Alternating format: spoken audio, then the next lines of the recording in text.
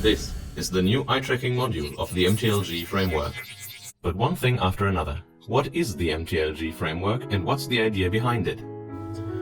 Yeah, when we started with the project MTLG, we had the intentions to create a framework which should empower educators and developers to easily develop learning games for this emerging technology. I mean, we have a smaller one here, but in our ideas, expectations, the school or classroom of the future has a large multi-touch tabletop displays, and when those devices reach schools, we want good content to be out there and want to use those devices meaningful, and therefore we have to research how those devices affect, for example, collaboration processes in learning.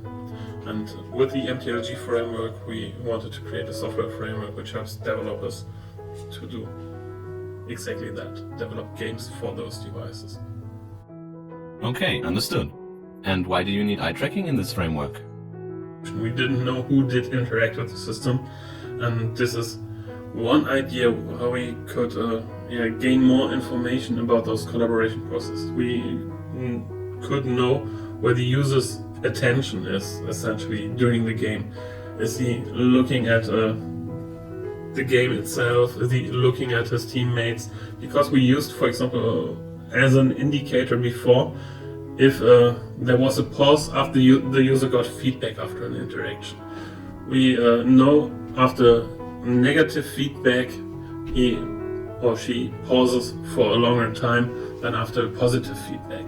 And the idea was to measure the time until the next interaction happens, which was perfectly fine, but we still don't know what happens during this time. Is the person focusing on where the mistake happened? Is the person focusing on the rest of the screen to see where the next possible interaction might be? Or does he look at his teammates and think, who can help me? I don't know how to proceed. Okay, got it. Do you have any use cases in mind already? The use cases is that we have a laboratory and there are students working with robots in a warehouse, and they try to understand all the processes. And they're in the real laboratory scenario, it would also be totally helpful to understand what the students are doing at the moment, because are they checking tables, or are they interacting with the robots, or are they talking to each other?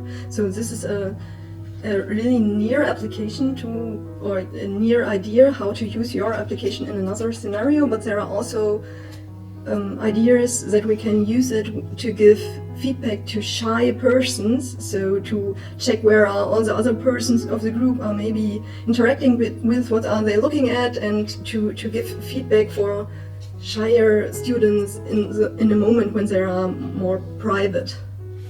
Awesome, thank you very much. Let's have a look at how it all works. The framework builds on top of the Pupil Core eye tracking headsets and software. Eye tracking devices only need to run a light client application which talks to the Pupil Core program, filters the raw eye tracking data and forwards it to a central master node.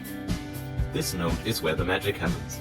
From the incoming data, the master computes the on-screen position of all events and figures out which screen areas were looked at by the individual players. You don't have to configure any connections between the devices.